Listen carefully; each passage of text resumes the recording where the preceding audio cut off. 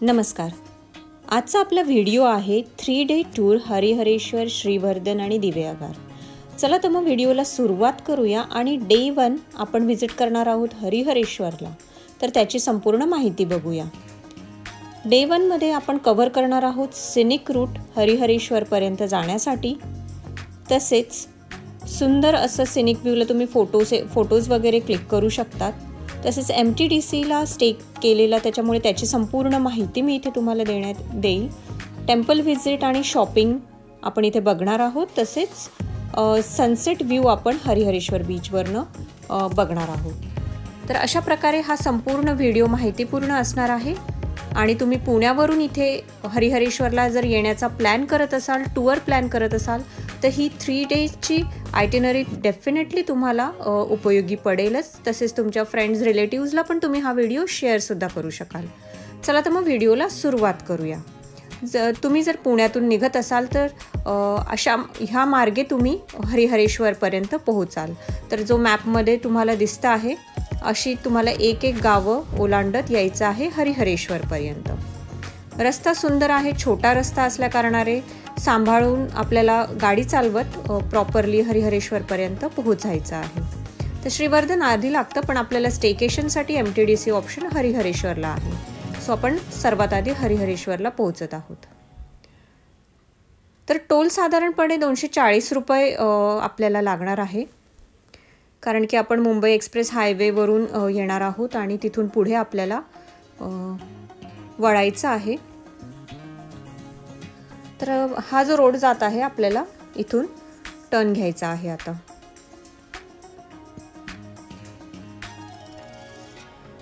तर ह्या व्हिडिओमध्ये तुम्हाला रस्त्याची पण संपूर्ण माहिती मी देण्याचा प्रयत्न करणार आहे, जेणेकरून तुमचा टूर चांगला इझी प्रकारे सफल होईल.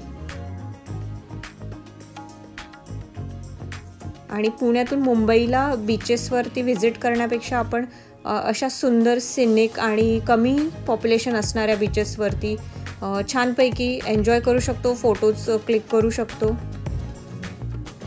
आणि डेफिनेटली निवांतपणे आपली ट्रिप एन्जॉय करू शकतो. तर हा इथून आपल्याला लेफ्ट हँड साईडला टर्न घ्यायचा आहे हरिहरेश्वरकडे जाण्यासाठी. गुगल मॅप बऱ्याच वेळा फार वेगवेगळे रस्ते दाखवतं, तर त्यामुळे तुम्ही व्यवस्थित विचारून तिकडे जे पोलीस गार्ड्स वगैरे असतात त्यांना विचारून प्रॉपरली रस्ता विचारत गेला तरी चालेल. पुढे तर सरळ रस्ता लागणारच आहे, पण इकडे थोडा आमचा रस्ता चुकला होता. तर हा खालचा टर्न आपल्याला घ्यायचा होता खरं तर, आणि आम्ही ब्रिजवरून गेलो. तर पुन्हा आम्हाला U-टर्न मारून त्या खालच्या रोडला यायचं होतं. तर फर्स्ट ब्रेक आम्ही इथे घेतला आहे. शिवाय म्हणून हे फूड रेस्टॉरंट आहे. सुरुवातीलाच लागेल हे तुम्हाला. तर फर्स्ट ब्रेकला आम्ही बघा इथे छानपैकी गरमागरम पोहे आणि मिसळपाव एन्जॉय केला. सोबत चहा पण होता. कारण आम्ही फर्स्ट टाईम इकडे चाललो आहे आणि आम्हाला माहिती नाही पुढे कसे रेस्टॉरंट आहेत किंवा काय, आणि पुन्हा ब्रेक लवकर नाही घ्यायचा आहे म्हणून आम्ही इकडे ब्रेक घेतला. राईट हँड साईडला तुम्हाला दिसतं आहे इमॅजिका वॉटर पार्क. तर हे सिम्बॉल्स तुम्ही लक्षात ठेवू शकता रस्त्याने जाताना. आणि अशा प्रकारे इमॅजिका वॉटर पार्कवरून आपण पुढे जात आहोत. रस्ता वगैरे संपूर्ण नीट आहे. फार कमी ठिकाणी रस्ता थोडासा खराब असू शकतो, पण बाकी तर रस्ता संपूर्ण चांगला आहे. फक्त रस्ता जो आहे हा 2 पदरीचा आहे, त्याच्यामुळे गाडी चालवताना ओव्हरटेक नका करू आणि हॉर्न वाजूनच टर्न्सवरती शक्यतो ड्राईव्ह करा आणि स्पीड कंट्रोलमध्ये असलेली बरी. हा आमचा अनुभव होता, तो मी तुमच्यासोबत शेअर करते आहे.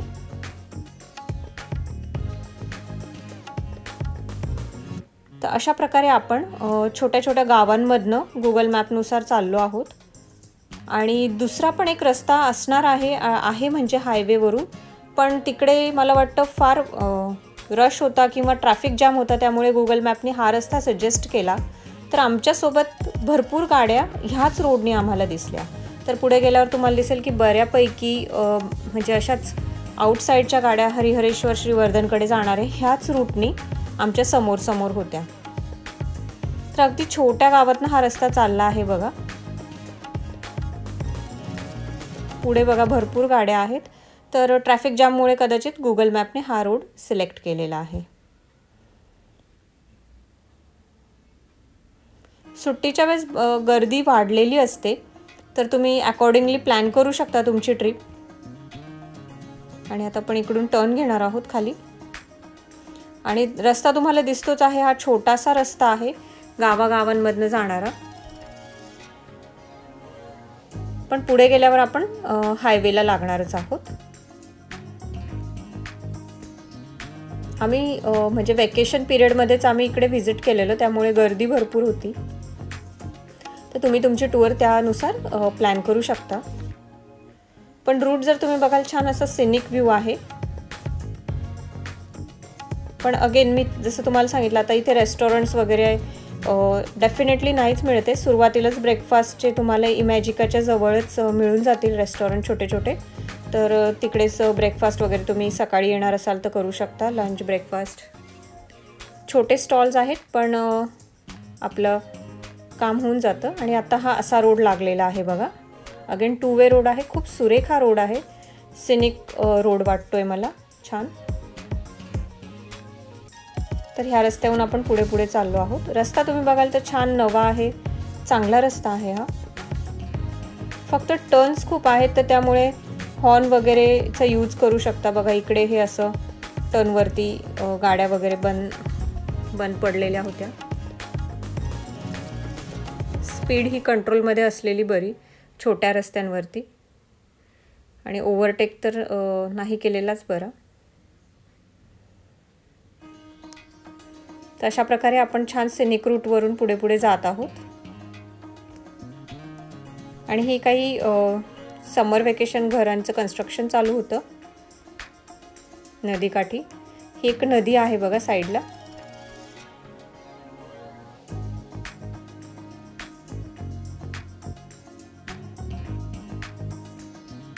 आणि सुरेख ही नदी क्रॉस करून आपण आता हायवेला लागणार आहोत.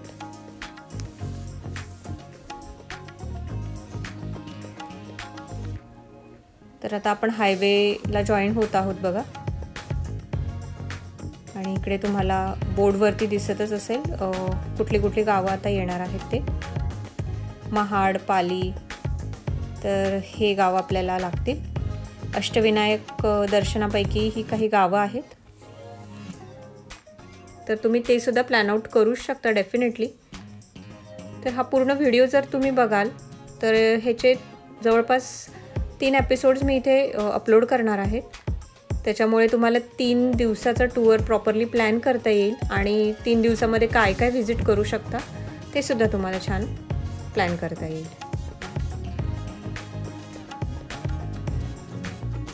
सो पुण्याहून हे बऱ्यापैकी जवळ पडेल हे बीचेस. आणि छान छोटी सुट्टी आहे तर खूप सुरेख असा हा प्लॅन होऊ शकतो बीचवरती. तर आता ही आहे कोकण रेल्वेचा पूल, याच्या खालून आपण जात आहोत.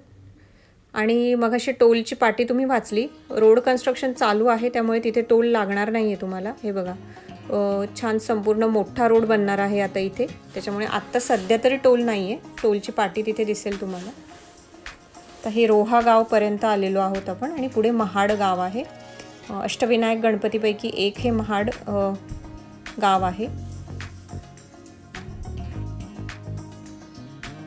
तर अशा प्रकारे आपण चाललो आहोत श्रीवर्धनच्या दिशेने. श्रीवर्धन हरिहरेश्वर.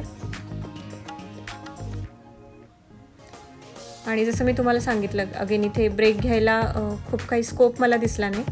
हायवेवरती तुम्हाला शॉप्स किंवा छोटे छोटे रेस्टॉरंट सापडतीलच, भेटतीलच. त्याच्यामुळे तुम्ही तिकडे डेफिनेटली पॉज घेऊन ब्रेक घ्यायचा असेल तर तुम्ही डेफिनेटली ब्रेक घेऊ शकता.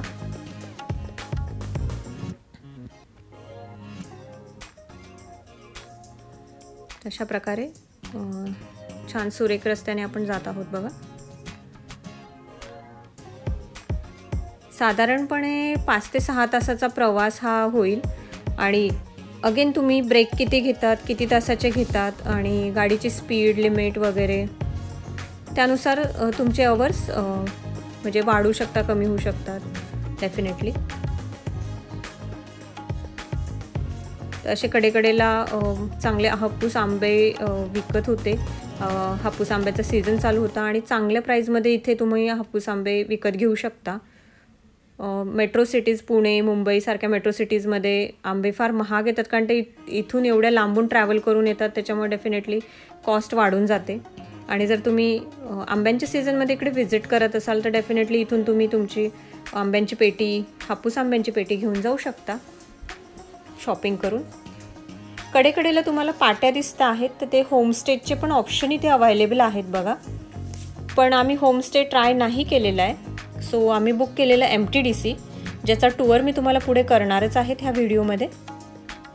तर फॅमिलीसोबत येत असाल आणि सेफली तुम्हाला स्टेकेशनचा ऑप्शन शोधायचा आहे तर MTDC हा एक ऑप्शन आहे डेफिनेटली हरिहरेश्वरमध्ये. आणि आपण आता पोहोचलो आहोत MTDC हरिहरेश्वरला.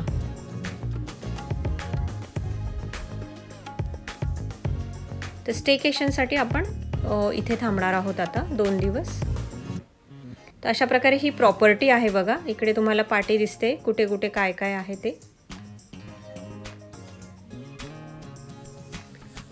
हरिहरेश्वरची ही MTDCची प्रॉपर्टी एकदम बीचला लागूनच आहे, तर इथून तुम्हाला बीचसुद्धा दिसणार आहे पुढे. मी तुम्हाला व्हिडिओत दाखवणारच आहे.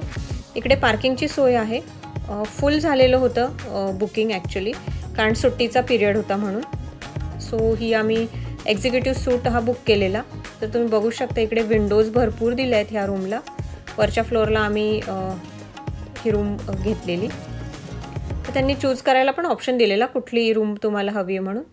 एंट्रन्सलाच इकडे वॉशरूम वगैरे आहे बघा. वॉशरूम पण क्लीन होतं आणि गरम पाण्याची पण सोय होती इथे दिलेली.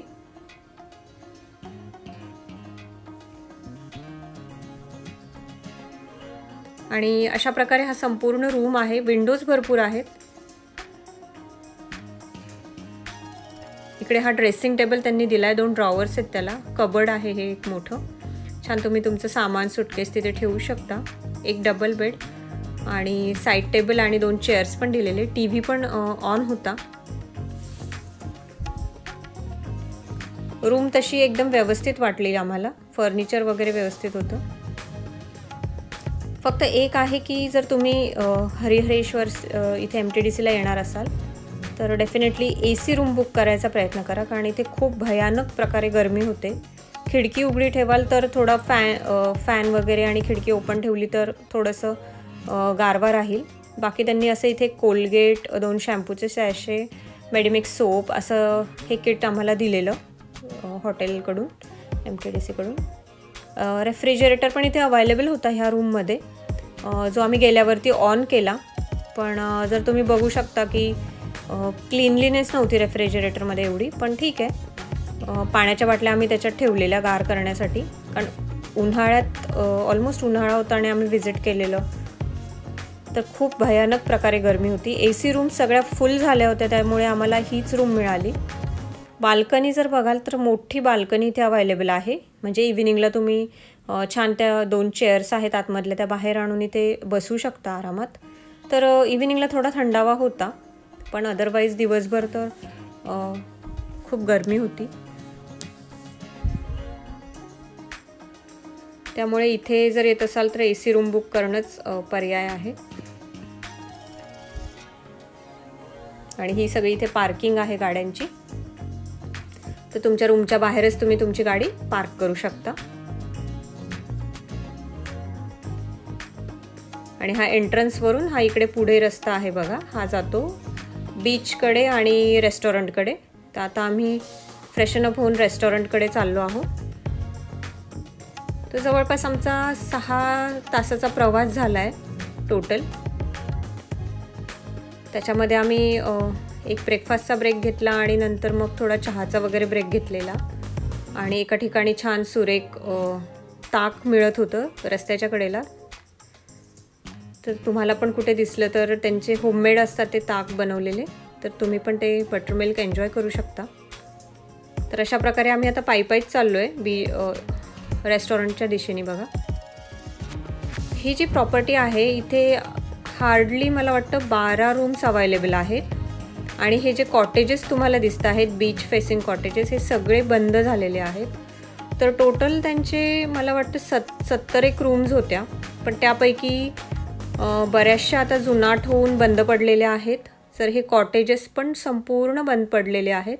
अदरवाईज ही प्रॉपर्टी खूप सुरेख आहे. बीच फेसिंग हे कॉटेजेस बघा तुम्ही दिसत आहेत. पण आता हार्डली आपण जी एक्झिक्युटिव्ह सूट घेतला ते 2 मजली इमारत आणि कॅन्टीनच्या समोर जी दिसते ही समोरची हे कॅन्टीन आहे आणि कॅन्टीनच्या एक्झॅक्ट अपोजिट साईडला फॅमिलीसाठी किंवा थोडं मोठी रूम हवी असेल तर ती हे बघा ही रूम इकडे लेफ्ट हँड साईडला जे दिसतं आहे ते तुम्ही बुक करू शकता. तर त्या अवेलेबल आहेत. तर टोटल मला वाटतं 12 रूम्स अवेलेबल आहेत. 12 का 16 रूम्स अवेलेबल आहेत. बाकी संपूर्ण रूम अंडर कन्स्ट्रक्शन म्हणजे ओल्ड झालेले आहेत किंवा मग बंद पडलेले आहेत. तर अशी ही संपूर्ण प्रॉपर्टी आहे. थोडी देखरेख कमीच म्हणता येईल आपल्याला. तर मी सजेस्ट करेल की तुम्ही कॅन्टीनकडे येणार असाल आणि रूम तुमची त्या बाजूला असेल तर पायी येण्यापेक्षा शक्यतो ट्राय करा की गाडीतच या. कारण आम्हाला इकडे येताना एक स्नेक पण दिसलेला भला मोठा. तर आम्ही फर्स्ट टाईम पायी आलो पण नंतर आम्ही कारनेच इथपर्यंत आलेलो कॅन्टीनपर्यंत दरवेळेसच. तर असं हे 2 मजली कॅन्टीन आहे. अगेन वरचे flowers beach facing open canteen आधी असावं आणि फोटोजमध्ये पण मला ते दिसलेलं. पण आता मला वाटतं फक्त खालचंच फ्लोअर अवेलेबल आहे कॅन्टीनचा कारण रूमची संख्या पण कमी झालेली आहे. आणि स्टेकेशनला म्हणाल तर होमस्टेज भरपूर अवेलेबल आहेत. तर तुम्ही तसे सुद्धा चेकआउट करू शकता. अक्षरशः हे बीचला लागूनच ही प्रॉपर्टी आहे MTDCची आणि समोर छान हिल तुम्हाला दिसतं आहे.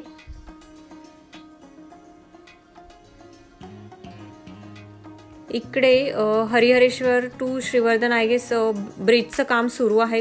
खूप वर्षांपासून ते सुरू आहे. मध्ये ते बंद पडलेलं आणि आता ऐकण्यात आहे की ते पुन्हा सुरू झालं आहे. तर होप ते लवकरात लवकर होईल. आणि इथे असे गझेबो आहे तिथून तुम्ही त्या चेअर्सवर बसून बीच बघू शकता. पण जर तुम्ही बघाल की प्रॉपर्टी जरा जुनाट होऊन गेली आहे आणि प्रॉपर सोयी नाही आहे तिथे तर अशा प्रकारे MTDCची ही प्रॉपर्टी आहे. आणि इथे बराच कचरा वगैरे लोक टाकतात. क्लीनलीनेस नाही वाटत आहे एवढी पण ठीक आहे.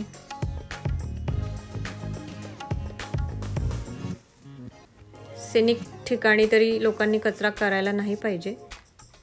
ह्या रूम्स अवेलेबल आहेत. ह्या थोड्या मोठ्या साईजच्या रूम्स आहेत. जर तुम्ही जास्त फॅमिली मेंबर येत असाल तर ह्या रूम्स तुम्ही बुक करू शकता.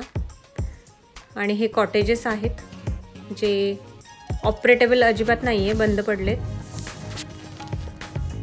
पण खूप सुरेख वाटत आहे. जर हे चालू झाले पुन्हा तर डेफिनेटली खूप छान होणार हे MTDC प्रॉपर्टी.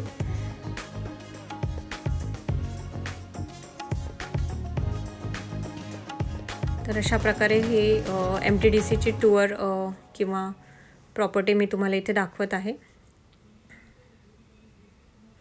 कॅन्टीन तसं यांचं चांगलं आहे. जेवणाची सोय वगैरे आम्ही इथेच केलेलं जेवण. तर ज्या दिवशी आलो त्या दिवशी आमचं टिफिन होतं आमच्याजवळ. तर लंच आम्ही रूममध्येच केला, टिफिन होता म्हणून. आणि इव्हिनिंगला स्नॅक्स वगैरे केले आणि आम्ही निघालो मंदिरात दर्शनाला जाण्यासाठी. सो इकडे रिसेप्शन एरिया आहे, ऑफिस आहे, executive AC room, executive non AC room. तर आमची नॉन AC रूम आहे आणि ह्या त्या संपूर्ण रूम आहे. हे रिसेप्शन कक्ष आहे बघा.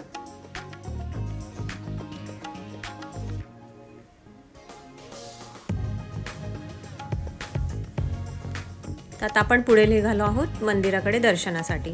तर हा डे 1 आहे. तर डे 1 मध्ये आपण जास्तीत जास्त काय काय कव्हर करू शकतो त्यानुसार मी हा व्हिडिओ बनवला आहे. तर ही आमची फर्स्टच व्हिजिट होती. भरपूर पर्यटक तुम्हाला इथे दिसतील आलेले. आणि आता आपण प्रॉपर गावातून जाणार आहोत. तर तुम्हाला दोन्ही साईडला बघा पाट्या दिसत आहेत. जर तुम्हाला होमस्टेज ऑप्शन बघायचे असतील तर ह्या पाट्यांवरती फोन नंबर्स पण आहेत. तर तुम्ही व्हिडिओ पॉज करून ते सुद्धा चेकआउट करू शकता. तर अशा प्रकारे इथे होमस्टेज पण अवेलेबल आहेत बघा.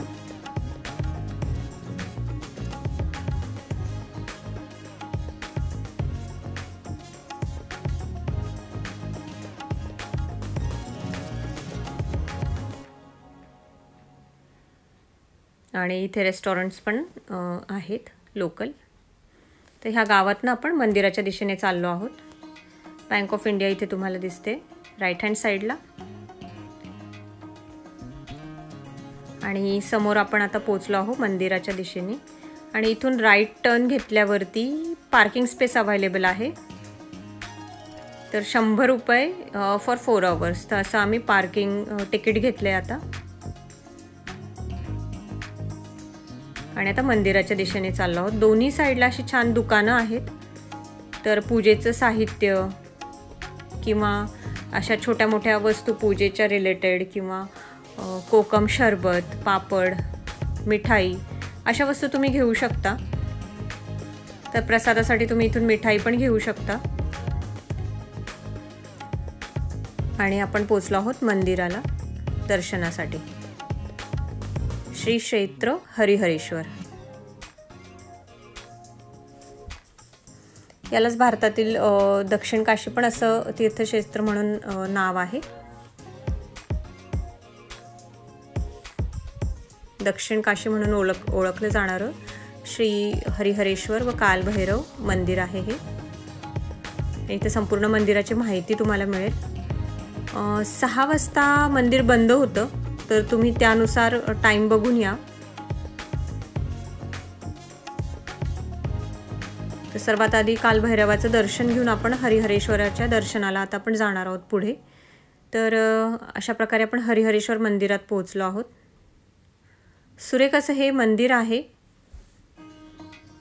आणि श्रीमंत पेशवे यांचं कुलदैवत आहे हे.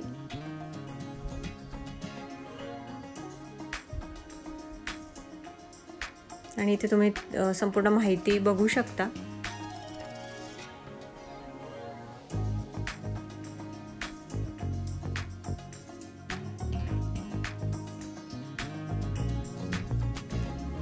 आणि ही आहे श्री हरिहरेश्वराची शिवलिंग. तर ह्याच्यावरती ब्रह्मा, विष्णू, महेश आणि पार्वती पण आहे. तर ती पण जशी बाहेर माहिती तुम्हाला संपूर्ण वाचायला मिळेलच. दर्शन घेतल्यावरती आम्ही मंदिरातूनच हा एक रस्ता जातो पुढे. तर आपण बीचच्या साईडने हे मंदिर आहे बघा, मी तुम्हाला दाखवते इथे. तर मंदिरातूनच हा रस्ता आहे आणि तिथून आपण पायी पायी इकडे बीच बघण्यासाठी किंवा सनसेट व्ह्यूसाठी डेफिनेटली इकडे येऊ शकतो. तर मंदिर 6 वाजतापर्यंत बंद होऊन जातं आणि नंतर तुम्ही इकडे सनसेट व्ह्यू एन्जॉय करण्यासाठी येऊ शकता. ब्लॅक सँड बीच म्हणून हे ओळखलं जातं बीच. तर तुम्ही बघतच असाल काळ्या रंगाची माती आहे आणि मातीचं हे बीच आहे. नीट क्लीन बीच म्हणून पण हे ओळखलं जातं बीचेस. आणि आम्ही इथे पोहोचलो आहोत सनसेट व्ह्यूसाठी. निवांतपणे लोक फिरतायत बघा आणि कमी गर्दी आहे. तर ज्यांना कोणाला गर्दीत मुंबईच्या बीचेसवरती फार गर्दी असते तर डेफिनेटली हा ऑप्शन खूप चांगला आहे की शांतपणे निवांतपणे तुम्ही छान बीचेस एन्जॉय करू शकता.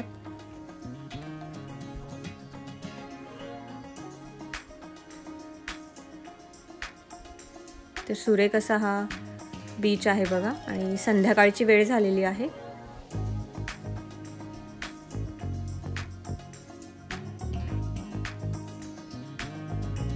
आणि अशा प्रकारे काळ्या रंगाचा बीच म्हणून प्रसिद्ध असलेला हा समुद्रकिनारा आहे.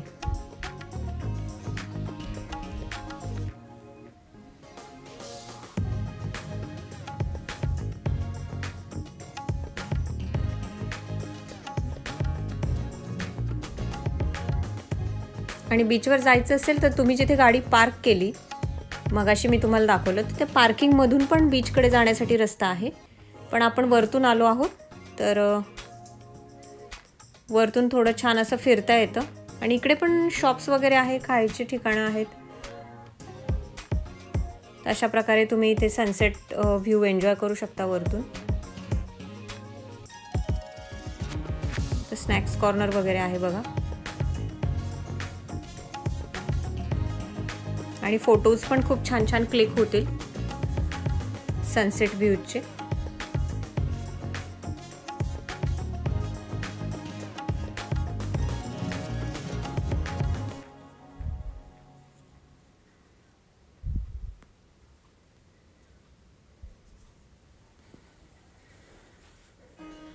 अशा प्रकारे हा रस्ता जातो आहे पुढे आणि पुढे एंड आहे. सो इथपर्यंत रस्ता आहे आणि पुढे पोलीस वगैरे सिक्युरिटी बसलेले असतात. तो त्याच्या पुढे आपल्याला एंट्री नाही राहत, कारण की समुद्राचं पाणी कधी पण वरच्या लेवलला येऊ शकतं. सो एका ठराविक ठिकाणापर्यंत आपण जाऊ शकतो पायी. तशा प्रकारे आपण हा संपूर्ण बीच बघत आहोत इथून.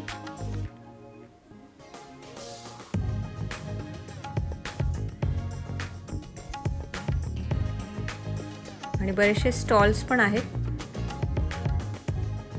आणि इकडे लिंबू पाणी मिळतं, उसाचा रस पण मिळतो. आणि जसं मी तुम्हाला सांगितलं की इथे उष्णता खूप असते, कारण आपण ऑलरेडी समुद्राच्या काठी आहोत आणि त्याच्यामुळे गरमी खूप होते. रात्री थंड असतं पण शक्यतोवर गरमी किंवा असं उष्णता खूप जाणवते. त्याच्यामुळे कंटिन्यू तुम्हाला कोकम सरबत म्हणा, लिंबू सरबत, उसाचा रस हे हायड्रेट ठेवण्यासाठी पीत राहिलेलं कधी चांगलं. आणि सुरेख हा सनसेट तुम्ही बघत आहात बघा. छान इथे तुम्ही सनसेट व्ह्यू फोटोग्राफी करू शकता.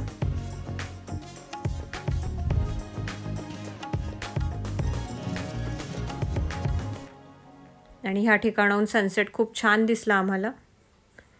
ज्यांना कोणाला सनसेट बघण्यात इंटरेस्ट असेल, सनराईज बघण्यात इंटरेस्ट असेल तर ह्या पॉईंटला येऊन ते बघू शकता, एन्जॉय करू शकता.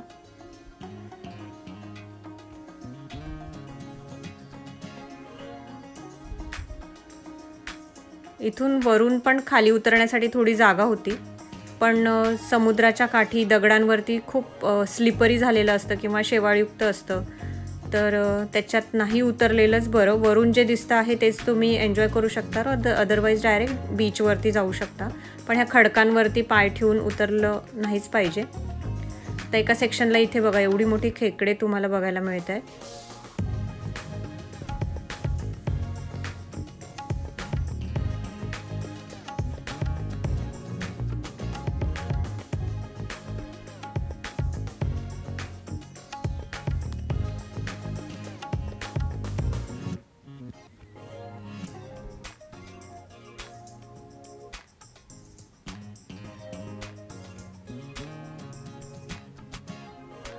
आणि मी जसं तुम्हाला सांगितलं की इथे लोकल जे पदार्थ बनतात, किंवा हे बघा जॅकफ्रूट पोळी, फणस पोळी म्हणजे आंबा पोळी, तर आम्ही इथनंच शॉपिंग केलेली. छोट्या छोट्या ह्या वस्तू घेतल्या. तर इथे आम्ही ही आंबा पोळी घेतली. पुन्हा एक हे सगळं होममेड आहे यांचं आणि चांगल्या क्वालिटीचं पण निघालं. हे आवळा किंवा असं ते मुखवास असतात ना जेवणानंतरचे, त्याचे पॅकेट्स होते. तर आम्ही इकडे ही एक मँगो पोळी घेतली आणि ही एक हापूस आंबा पोळी घेतली. 100 रुपीजला एवढं पॅकेट आहे. मग फणसाचे तळलेले गरे हे एक पॅकेट आम्ही इथे घेतलेलं आहे. पुन्हा तुम्ही लोणचे पण घेऊन जाऊ शकता. हे बघा लसूण लोणचं आहे 80 रुपये. फोडणीची मिरची पण मिळते इथे. आणि आम्ही कोकम शरबतची बॉटल पण इथून घेतलेली आहे. तर कोकम शरबत मी सांगेल डेफिनेटली इथून घेऊन जा, कारण की इथे आपण जे मार्केटमधनं किंवा डीमार्ट वगैरे सारख्या मॉल्समध्ये जे कोकम शरबत घेतो ते नुसतं शुगरी सिरप असतं. आणि इथून जे तुम्ही कोकम शरबत घेणार, लोकली मेड जे कोकम शरबत आहे, त्याची क्वालिटी म्हणा किंवा त्याची टेस्ट म्हणा अतिशय वेगळी आणि सुरेख असते. तर डेफिनेटली कोकम शरबत इथून बॉटल घेऊन जाऊ शकता. तर अशा पूजेच्या थाली इथे मिळतात. जाताना तुम्ही मंदिरात जाताना इथून अशी पूजेची थाली, पूजेची टोकरी, खण, नारळ, ओटी घेऊन जाऊ शकता. कारण पार्वती पण शिवलिंगावरती पार्वती पण असल्या कारणाने इथे खण, नारळ, ओटी तुम्ही नेऊ शकता. आणि कुठल्याही पर्यटन ठिकाणी आपण गेल्यावर फ्रीज मॅग्नेट तर घेतोच, एक आठवण म्हणून. तर इथे असे हरिहरेश्वराचे फ्रीज मॅग्नेट्स आहेत. टर्टल फेस्टिवल इथे होतं श्रीवर्धनला. तर त्याचा एक ठराविक काळ असतो. आय थिंक एप्रिल महिन्यात वगैरे होतं ते टर्टल फेस्टिवल, मार्च एप्रिलमध्ये. त्याचं पण फ्रीज मॅग्नेट इथे होतं. एक हार्ट पॉईंट म्हणून पण आहे इथे.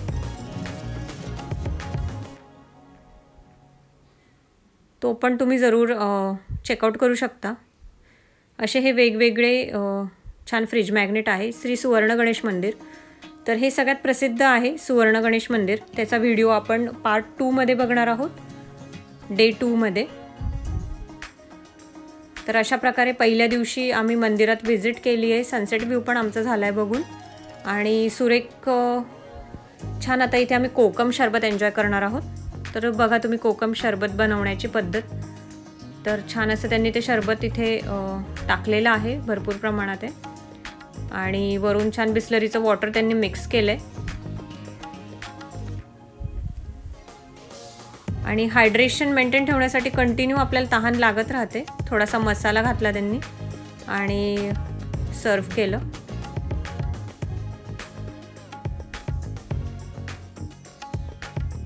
तर सुरेख असं हे कोकम शरबत आहे. आधी आम्ही एकच ग्लास घेतलेलं की कसं आहे काय, पण पुन्हा आम्ही अजून एक ग्लास घेतलं. आणि ही आहे पार्किंगची जागा, जी मंदिराला लागूनच आहे, आणि सेफली तुम्ही गाडी पार्क करू शकता. कुठेही पार्क करण्यापेक्षा थोडे पैसे जातात, 100 रुपीज, पण ठीक आहे, इथे तुमची गाडी पार्क राहते. आणि ह्याच्या समोरूनच तुम्ही बीचकडे जाण्याचा रस्ता आहे बघा. हे गाडी पार्किंगमधूनच तुम्ही बीचवरती जाऊ शकता. तर हरिहरेश्वरला तुम्ही अशा प्रकारे व्हिजिट करू शकता. आणि हा सुरेख सिनिक व्ह्यू आहे, फोटोजेनिक व्ह्यू आहे बघा संध्याकाळचा.